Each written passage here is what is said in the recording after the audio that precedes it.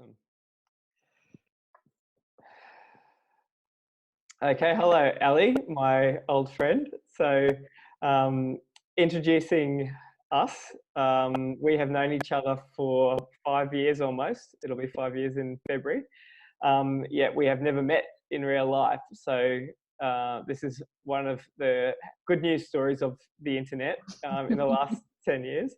And we've started this tradition around this time every year where we catch up and share some of our lessons and insights from 12 years of life. And this is a kind of a version of something that you and I've been doing fortnightly, right, for almost 5 years. So a bit of a friend mentor relationship that we've developed to keep each other on track and make sense of living in almost the 2020s and navigating a new work-life balance and all that kind of stuff as well.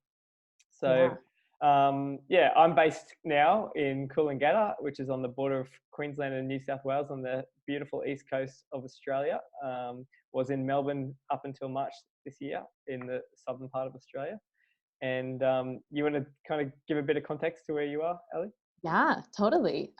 Currently, I'm in the farmlands of Maryland in the United States, a place called Westminster, Maryland, where I grew up. I've been nomadic more or less for the last year and a half, and also navigating some family health challenges and events. So I've been back at my childhood home for the last 4 months, and I'm en route to the Southwest after this. So have not been firmly rooted in place for a while, and I'm looking forward to that in the coming year. Yeah, I'm sure we'll cover a lot of that in our conversation as well, and it has been a dynamic year as always for us. Yes, totally. So yeah, we're recording this conversation in the hope that others who are in a similar kind of work-life position as us can benefit from some of the things that we've experienced, some of the lessons we've learned, or even empathize and find some comfort, I suppose, as well. So do you want to run us through what our sort of plan is, and we'll see where it ends up, I guess? Totally. Like all things, I think we have a loose structure, and then we'll let it be created as it happens. And I think one of the things that I was just reflecting on as you were sharing that has kept us sustaining a 5-year virtual friendship is our deep curiosity about self-awareness, self-reflection, just like deeper self-discovery. And so I feel like these questions are so indicative of just the values that have kept our friendship and connection alive and been really nourishing and insightful for me. And so we came up with 4 questions, I think, to cover this year, kind of looking back on the past year and reflecting about, first, what's ready to die away or be shed from our lives, and what has consistently caused the most suffering and pain for us throughout the year. Well, this was a really excellent question for me to do some thinking about. Really important to take note of and just understand in order to move forward in the new year. And then the second question was, what has changed? What has actually changed over the year for you? The third question is, what has been growing within yourself or your life over the new year?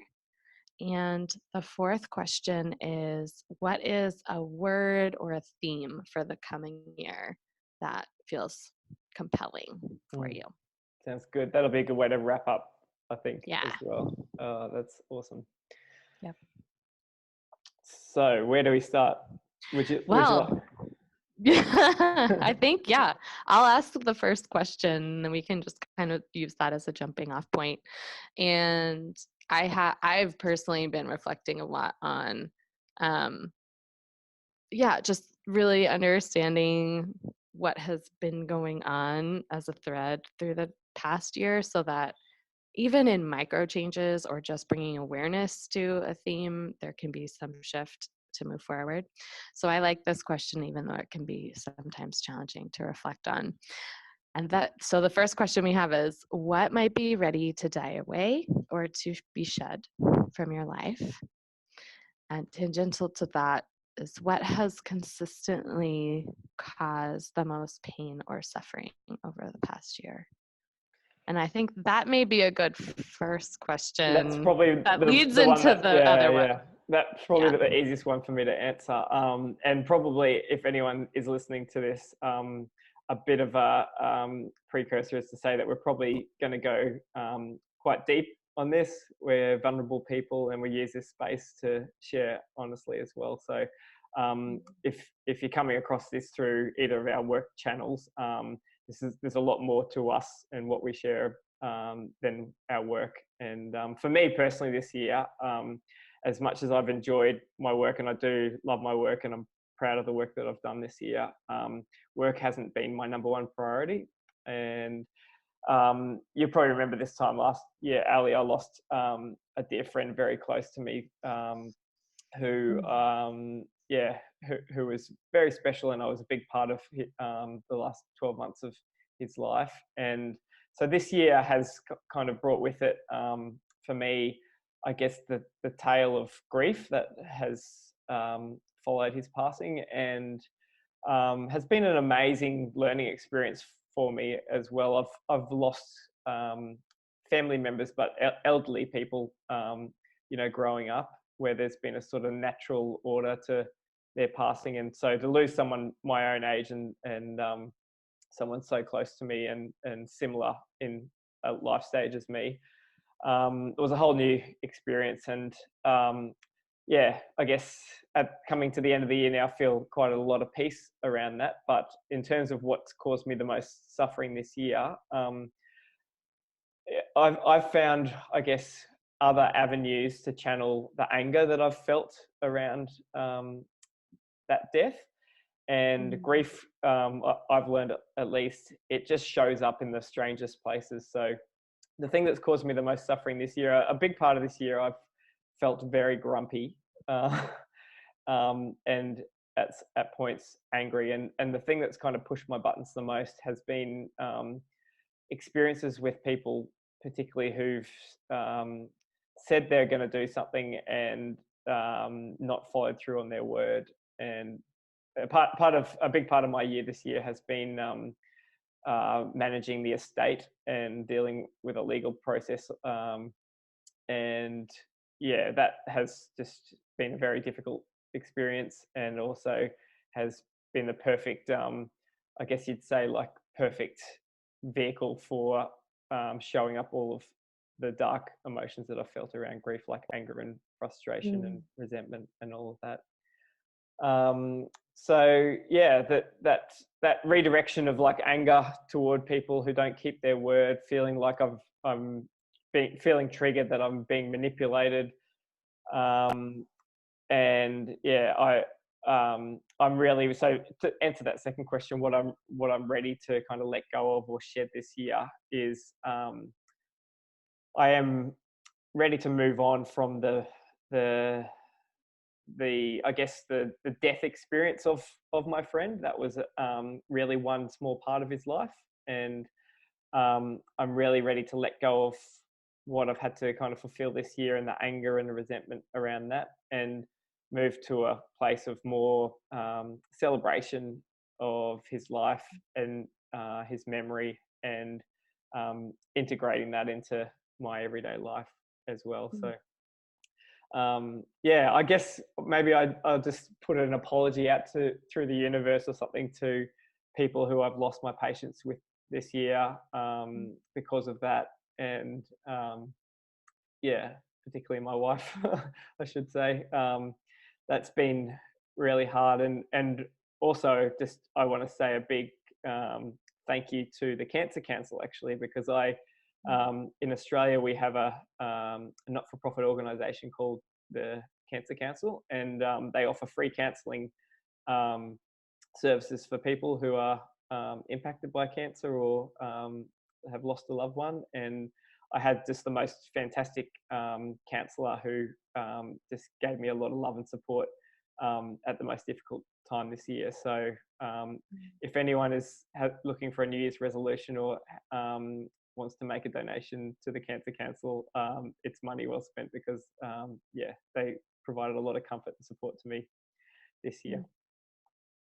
It's beautiful. Yeah, wow. So I know that you've had some pretty interesting experiences family-wise as well this year, Allie, but I won't preempt anything that you want to share about that. But what's caused you the most pain? What's been the most consistently difficult, pattern for you to come up against this year, and what are you ready to let go of or shed next year? It's been a year, and I have, in a very different way, related a lot with just coming up and grappling with just very difficult grief-oriented emotions that also come up when you least expect or want them to. And I think that what I found is really interesting is also the way that I've reacted to the immensity or the enormity of situations has brought up some challenging patterns in myself that I think have been part of what caused me a lot of pain and suffering. The last half of this year has been, and much of the prior part of the year too, was of the tenor of navigating the health within my family. My dad had a liver transplant at the end of this year, and my sister was the donor. And so it was just both miraculous and incredibly scary experience to go through, having half your family in a really major surgery. And we didn't know for sure that she would be a match until probably about May or June of this year. So prior to that, it was kind of this looming open thread. And then once we had clarity, there was excitement, and then also more just of the overwhelm of going through that. And I have decided to be back at my parents' house to help my mom with recovery and just being there during their healing process on the other side.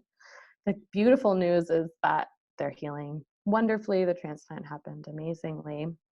And I notice that throughout a lot of that experience, especially being a caretaker, I felt like I really wrestled with how do my own needs and my own desires and what I need to be taken care of throughout this process, where do they fit? And my natural tendency as a giver and someone who wants to serve and heal is to really move into that wholeheartedly, which is a beautiful thing. And when it's your full-time life experience for a period of time, that can get incredibly overwhelming, as I'm sure so many other people know who've been in that situation, are moms. I'm sure this is, I have not yet had children, or dads, exactly, totally. Anyone who's caregiving as a main role in their life. So I think it gave me so much empathy, or just like a window into what that might be like. And I found myself just having this automatic, like, well, what they need is the main priority. And then I'll adapt around that and try to maybe have these tiny places where I have my needs met. And it just, it led to a lot of points of almost breakdown, where I couldn't know myself fully, because I just wasn't really tending to the needs that I have myself. And at the same time, I was really aware that it was happening and was a pattern that I have. So it was a kind of a constant thread I was trying to work through. I know we probably we talked quite a bit about that, and it was definitely a lesson that I came across last year as well. I think you remember where I had a couple of different goes at being a carer, and just learnt wholeheartedly the importance of self-care, not being a selfish act, because it's actually the fuel that allows you to give. And I feel like that was just excellent training for my future adult life. Parenting life. That's probably the next question about what's changed. What's coming. What's growing. Yes, totally. But do you feel like you experienced that firsthand, or did you get to a point in the time that you've had with The your family learnings. toward the end of the year that you have been able to kind of put Yeah. self-care first and Yeah, definitely as I mean, they're now at a place where their healing is really on a solid track, and that's amazing. And so it's been much more fluid. And I felt like there were some pretty big moments throughout, especially the most intense periods, where I started to learn that it was almost like this reclaiming of a pocket of space for myself. It could be as simple as I need to take a walk right now, and mm, I need 20 minutes to go take a walk, or mm, to call a friend, or to listen to my favorite song, or just yeah, little things yeah, yeah, became yeah, enormous, or going to have a coffee, or um, yeah, just like shaking off everything and creating some other experience, even if it was truly pretty small in the grand scheme of things. And there's just that factor of agency in a moment of saying, like, okay, well, right now this needs to happen, and kind of creating that space and meeting a need is, I felt like, so replenishing. Or once my family was out of the hospital, then like going to yoga or going to the coffee shop for a couple of hours was really replenishing in a wonderful way. And mm, also learning to be in more proactive dialogue within my family around our needs. And I had huge learnings that everyone goes through these periods in a different way. So I've definitely come to understand that learning how to talk about that, so that you're not assuming, well, you and I, we both need this, right? Because this is obviously what happens in times of intensity. That actually in my situation was not so. So being able to say, well, I need this, and what do you need? And then giving someone else full permission to have their own unique needs, but being able to respect them for each other was a pretty important moment. And once that got worked out over a couple of weeks of time, I felt like I started to really get more of my feet underneath of me for having a semblance of how to take care of myself throughout that mm. time.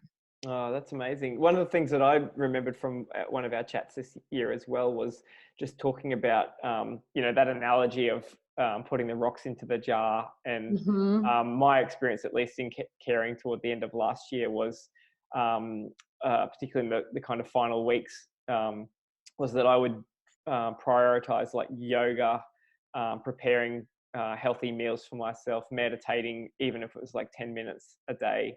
There are a few things like that, 4 or 5 things that I did first, and then knowing that the caring situation was going to be dynamic and unpredictable, it meant that if Mm-hmm. I did put those things in the jar first, I could leave everything else over for being a Mm-hmm. carer, and I'd have Yeah. enough energy and sort of mojo to kind of carry through. So Yeah. I feel like that's been probably a common thread, hey, in Yes, totally. And the one other thing I would just add that I felt I really learned, and I am wouldn't speak for you, and may be curious if your experience was similar, was that just starting to acknowledge that whatever emotional reaction I was having to intense moments was okay. mm, And there isn't a right or a wrong way to experience any of these things. And so for me, it was especially before everything happened, because I just had a lot of fear and overwhelm and kind of grief and mourning, just many things that I think even I didn't consciously understand what was going on. Um, but that could bring about sadness in weird times, or just like, feelings that I couldn't always put my finger on why in that moment were happening, and just kind of started to learn that was all normal in an experience like this, and to not judge myself at least allowed me the space to just be with whatever feelings were existing and let them move through. And I think being on the particular side that I'm in right now, I'm grateful to have had that perspective, because I think fighting myself in that would have just created more of a challenge. Do you feel like there are certain feelings that are socially acceptable, or at least like It's much easier I find for myself to be empathetic or understanding to myself for being sad or for being, you know, uh, lonely or particular sort of gentle feelings. Um, Being grumpy or being, particularly as a man, I feel like being angry. Mm, I find it really hard to be okay with being angry, and I mhm, feel like a lot of my male friends struggle with that as well. So that's mhm, been like one of the things that I've found so hard this year is just being kind to myself when I've been grumpy mhm, for a whole week or mhm. for long periods of time, and just saying, being understanding that this is the way that I express anger in a socially acceptable way. Mm, So that's really, a yeah. hard practice, that self kindness. Yes. Totally. Mm. Totally. Yes. I think that's really interesting. I have found that also having anger is harder for me to give myself permission for. And I thought it was from being a woman. But I guess it's interesting to be able to realize it's actually on both sides, or maybe it feels like in certain like circles, the anger is just not an appropriate reaction. Yeah, yeah, And yeah, I don't know that that's necessarily true, because sometimes it's there for a really good reason and it's showing us boundaries, or there's something important that it can be indicating. So anyways, yeah. Can I, just a spontaneous question, but can I ask Yeah. you if you have had or have any tools for expressing anger that have been healthy for you this year? Yeah, actually, for me, one thing that's interesting, well, a couple things. I feel like um when I'm like really in the emotion itself, movement is so helpful for me. So, like, I mean, obviously going for a walk or a run, because it can be a little more aggressive, or sometimes I'll just like stomp and jump up and down and shake my body to like let the emotion move through and almost feel exaggerated. Um, I forget, I think it might have been a teacher of mine actually who might have shared, and I have some dear friends who are really skilled at trying to understand anger and how the body relates with it. And to like let the emotion just like get bigger and stronger, and then energetically be kind of embodied so you can release it. So I will like jump up and down if I can, like scream or make noises or punch a pillow, just to feel like I can actually like Mm, do it justice and yeah. then let it go. So you can't And really. writing will do Oh, the yeah. same thing sometimes too, because I'll just like write all my angry thoughts out on paper so that I can like feel the feeling and put it somewhere that's Mm, not ideally on another person. Although sometimes we do need to be able to express something to someone else. Um, so I don't know that you have to hide your anger all the time, yeah. Well, but that's having a healthy way to get the first wave through can be really powerful. and just kind of separating some of the what's irrational about anger. It's Yes. not an intellectual process. Yes. There's a lot of it that's emotion, and Totally. yeah, I find journaling has been very helpful, and I have a really like active journaling practice, and I have for years, so that's been a real savior to me this year. And I also think, one day if anyone reads that journal, it's going to sound like I didn't like a lot of people. You know what I mean? But it's a really safe space I to know. just say the irrational Yeah, like stuff totally. about people, and then read it and go, okay, I see that was totally about me. It's always Yeah. about me. But then I use that as a safe space to kind of blame somebody else. Yeah. And then when I read it, I know that it's actually like my stuff that I'm expressing. Yeah. Um, Totally. the other It's the real. other one that I've found really good that I was going to share, because I live by the beach now, and that's been amazing for the last few months. And my wife taught me this. Basically, like when you jump under a wave, or you first kind of dive into the ocean, just letting out a big scream underwater. Uh, Mm. And Oh, so that's it's great. like a really safe space. Like there's not many socially acceptable spaces to scream either. I mean, if you've got a pillow or you're in the car with the music cranked up, it's pretty good. But Yeah.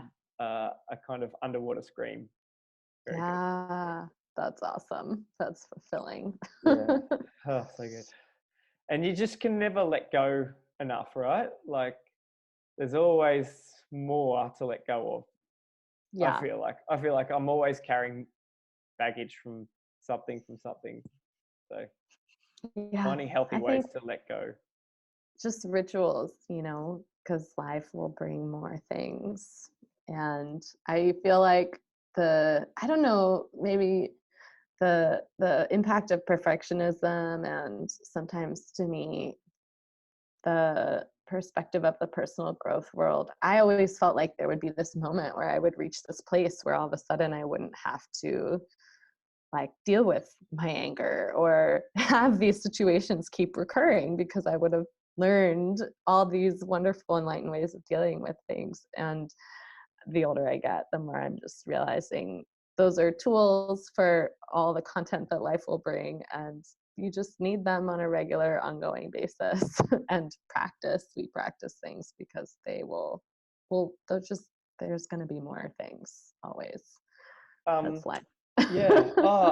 You just reminded me. I've read a couple of great books this year, and one that I'll mention is Mark Manson's "The Subtle Art of Not Giving Up." Um, Yeah.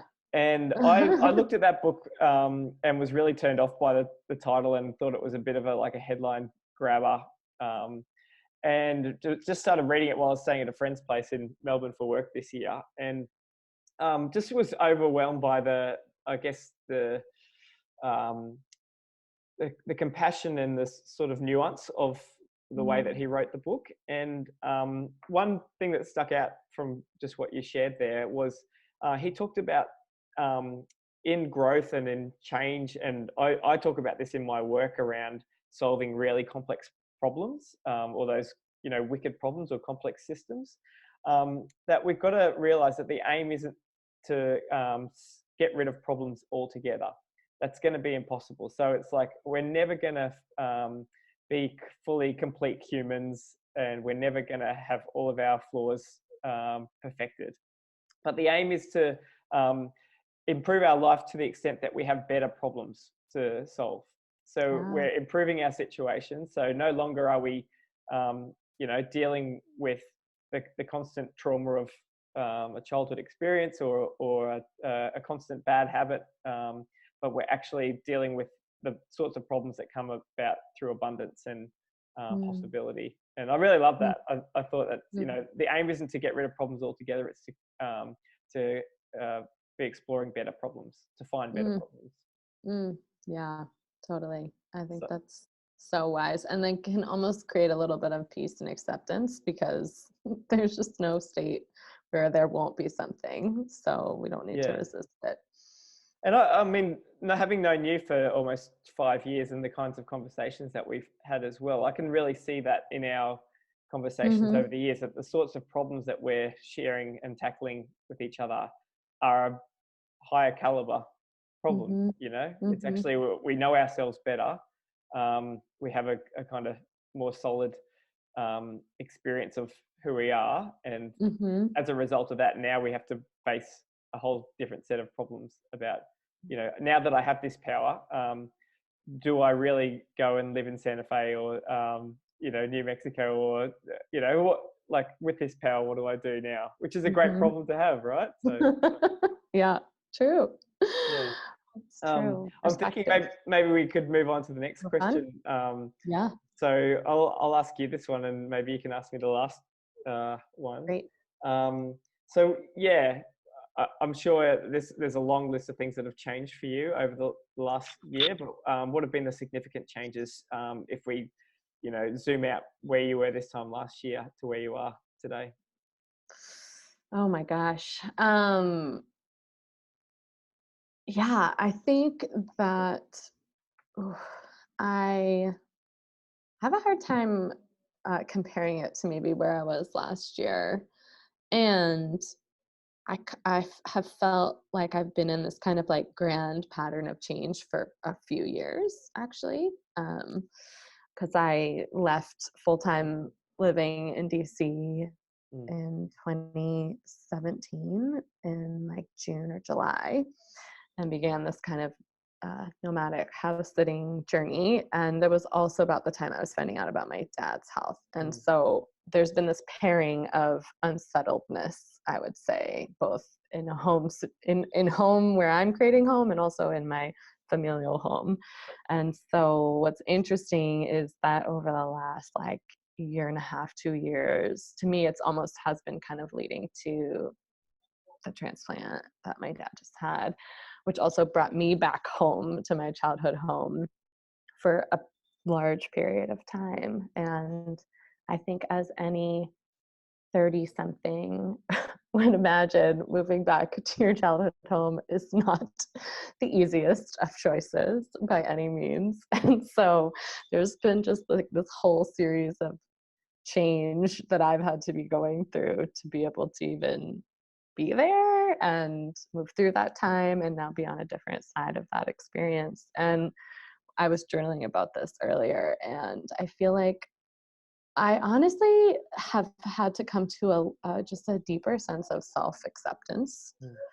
within myself to be able to, like, for example, be at home at my like childhood home, and all the things that can get drummed up in a space where you grew up, and all the change you think you've gone out and done, and then you come back home and you're like, ah, all my things, you know. I'm a So teenager like, again. yeah, all those dynamics, like learning how to actually have to be with that, and be imperfect Mm. and still find a way to be there. And to me, that's had to require a lot of self-acceptance, and also trying to put to use a lot of the tools that I had been learning, you know, being a coach and a facilitator and a trainer in these fields. Like, I had to use this stuff regularly, and I felt like I was doing it pretty imperfectly and poorly throughout the last few months. And with time, I can actually see that there has been change. There has been a lot that has unfolded, and there's a lot of beauty that was created during this time. And I feel more grounded, I Mm. think, because of Mm. that. And I feel ready to actually embrace a new chapter of change in my life, um, which feels exciting. Uh, and from a place of like vision and possibility, and, you know, kind of being excited for what's next. I think in some ways, maybe having been able to navigate through this last bit of time, which felt like I was just constantly, you know, not on too steady feet and didn't quite know myself as the like fully capable adult human I thought I had grown into being. To have been able to move through that, there's a part of me that has realized, like, okay, well, you can do it. You know, you're here. You can embrace change. You've been doing it. So now's the time to maybe be a little more proactive about the change that I'm wanting to create and bring into my life. Yeah, so you can handle the kind of unexpected change that's been thrown on Yeah. you in the most kind of tender way, which is your family. So with Hmm. with that kind of um, body memory, you can have the courage to actually initiate some Yeah, courageous change in your life as well. totally. Yeah. It's a lot of inner change, I would say, although Mm. there's outward results, of course. Mm. Um, and I've been really feeling a connection to, even over like the last week or so, just a lot of inner feeling different inside.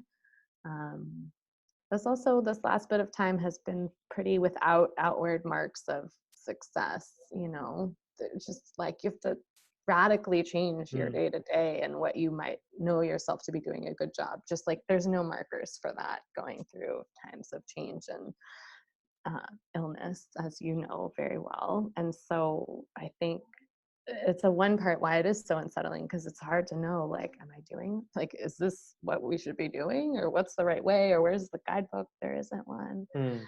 So learning how to be okay with that and still move forward and kind of get your own system, navigational system in place, I think is really powerful.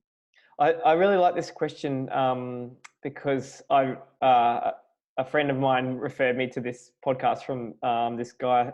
I think his name's Jim Fortin. So like real motivational speaker. But I really like the way that he sort of flipped the model of goal setting, and it's particularly timely at this time of year where he kind of argues that we do goal setting wrong in that we think that if we have a certain goal, it will make us do certain things that will make us be a certain person.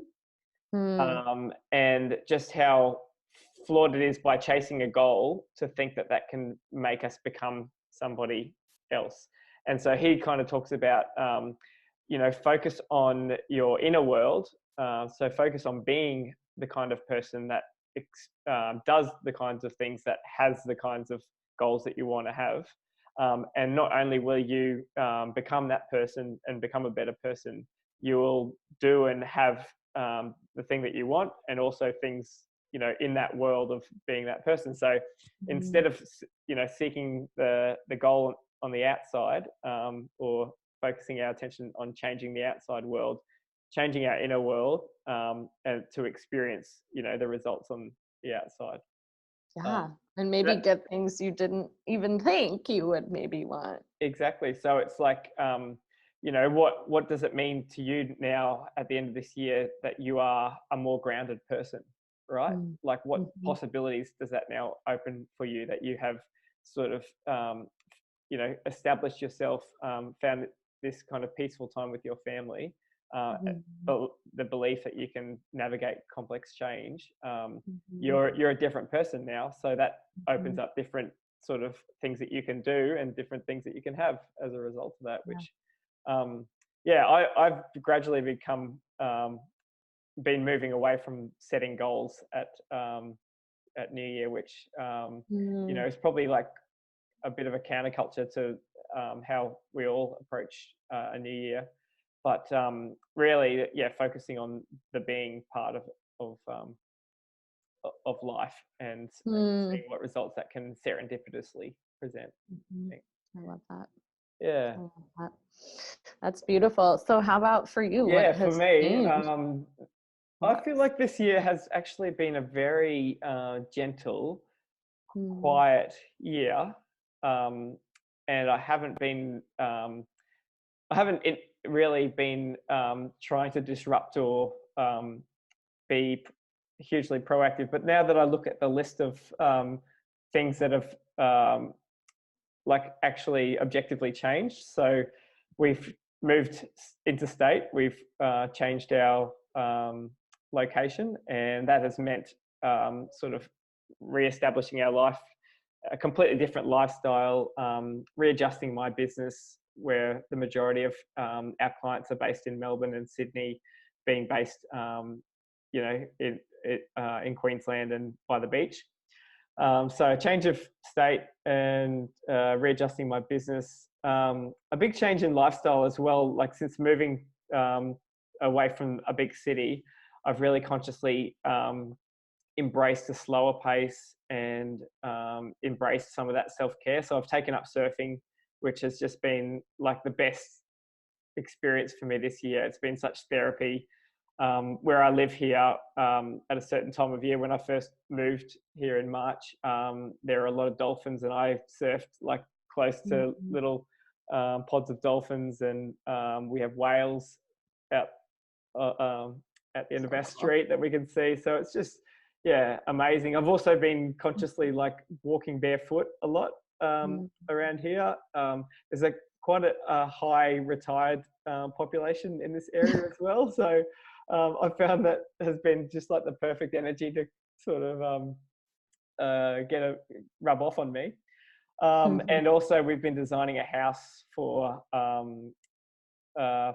future family. So that's been a change. My wife and I are expecting our first child in May next year. So yeah, lots of life changes, and I'm really grateful that the work that I've been able to kind of set up through my company White Light, it's been in operation now. It'll be 4 years next year that the company has been in operation, and I'm just really grateful that I've had wonderful clients and steady work this year.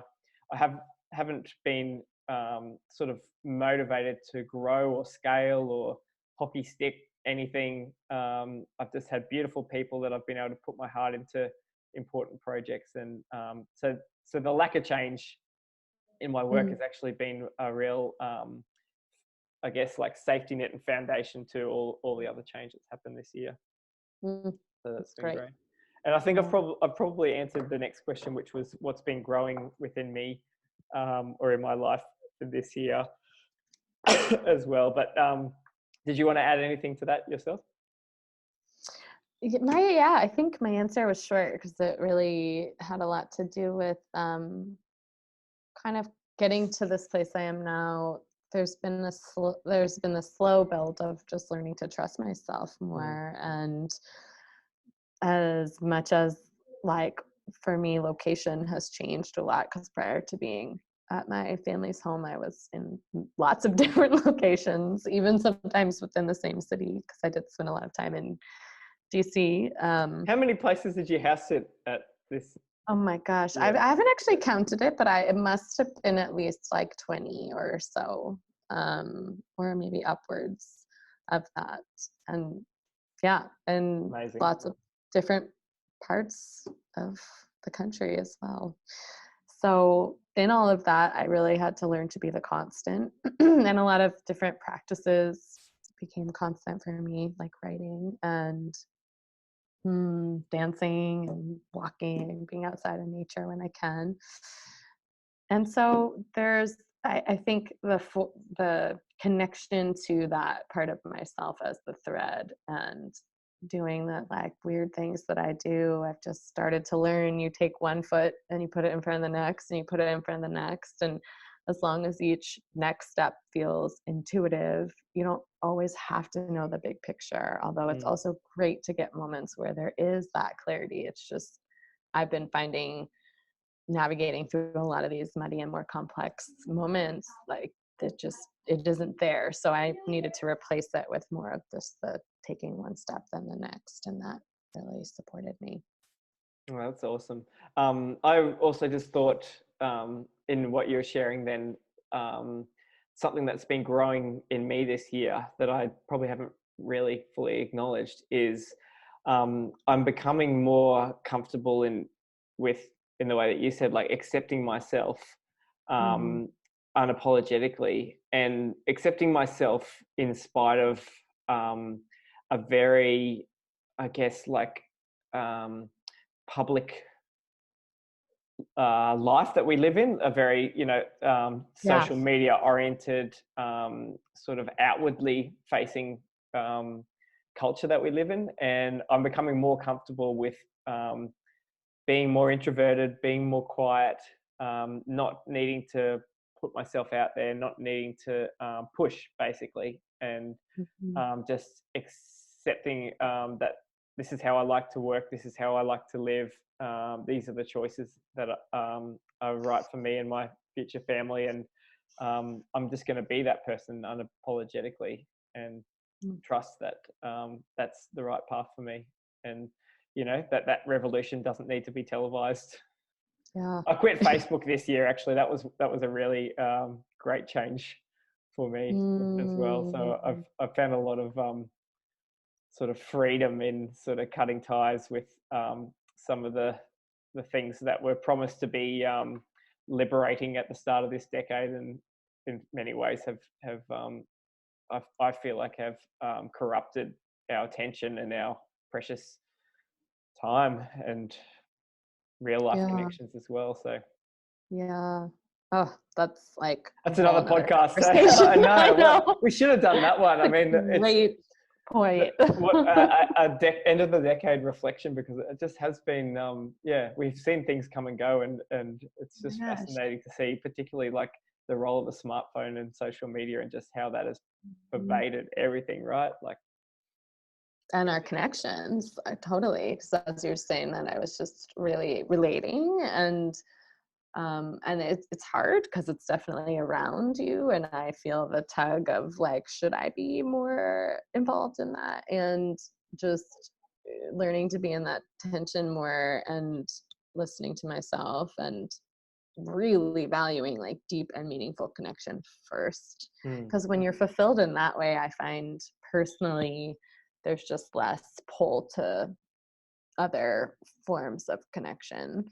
um, and yeah, that just is what I crave the most, I think. yeah, and I think I don't want to dismiss other people's approach to using the Right. internet. So I think the kind of point is like, I've found that what's right for me is actually to be a one-on-one person and form deep personal, human connections. And that's kind of been the business model that I've embraced now. And on the other side of the coin, there are people who can operate and thrive Right. at scale and reaching thousands, and using a funnel and all those great marketing terms. And so that's kind of like that. The difficult thing growing up and maturing as a professional as well, is actually to know that there are those possibilities and those benchmarks that are set, and to go, okay, I've tried a few of these things and this is what's right for me, and Yeah. actually own that completely, in spite of the noise, I guess, of should that's out there in the world. Right. Exactly. Totally. Just learning for yourself what is real for you. The bittersweet feeling of being yourself and accepting yourself, right? Oh well, Yeah. I'm me. Whole new set of For challenges better or for worse. in this age. Yeah, it's true. So Oh, maybe we should wrap up, hey? But like, yeah. uh, one word to sum up for 2020: a new decade, no pressure. Yeah. What comes to mind for you? The word that came to me for the new year was bloom. And I it probably stands on its own. And I think for me, it also means there has been so much like interchange and just things I've been grappling with within myself for the last period of time. And as I've come to this place where I'm starting to feel more like stable or with or trusting myself to be able to like, you know, reach out from maybe the roots that I've been building Mm. and actually be outward with it, and to, open petals to the world in some ways. And any manifestations of that that looks like, I'm ready for that. So yeah, it feels vulnerable, it feels kind of scary. I have the like bud feeling, where you're just like, I'm still in the bed. And I think that's where I'm being pulled in the new year. That's beautiful. I can't wait to see what that looks like in your year ahead, and where it takes you, and how that shows up, in your work and in your life and Yeah, your friendships and your relationships as well. yeah, me too. Beautiful. Thanks. How about you? What's your Well, I want to also share one word from 2019 as well. I was going to actually share this at the start, because this has been my biggest learning through this year. And what I don't have an answer for yet is just how I could have navigated the pain and mm, anger side of grief, while also being a nice person in all of my interactions better. But one thing that I have learned, like one word for 2019 has been patience. mm, So a number of my interactions with lawyers, with companies, with people that I've had expectations around delivering things, and they've given me their word and they haven't completed things to their word. Um, I have pushed and I've resisted, and in that pushing and resisting, I've probably only improved those situations by 10%, but the mm, cost to my mental health has been far more. So I don't know. I think maybe there's a lesson about dealing with the emotion of those sort of triggering experiences separately, but Mm, just having patience, that just trusting, mm, because I know now looking back on the end of the year that everything that I have wanted has happened. It just mm. hasn't happened how and when I wanted it to happen. Even having Sounds a baby, like it's just, like my whole life, I can really say that now in retrospect, has just not worked out how um, it hasn't worked out when and how I wanted it to happen, but what I've wanted, needed has happened, and I'm just so excited to be embracing like parenthood next year and being a father. So um, mm, yeah, the kind of patience is something I want to carry forward, but the word for me that has just intuitively come into my mind for 2020 is ease. mm, And a question that I haven't asked myself enough this year, but it's a really good question when I've been in difficult situations, and I want to ask myself more often is, what if this was easy mm, right now? And just bringing more ease into every moment and every situation. I think mhm, there's just that unnecessary like tension and reaction to difficult situations. And mhm, yeah, what would my year and my life look like if I could bring more ease into everything? Um, mm. and who knows? Yeah, particularly with the uncertainties of a new child and being the primary income earner and building a house, Intensity. all grown up things. But no, it's great.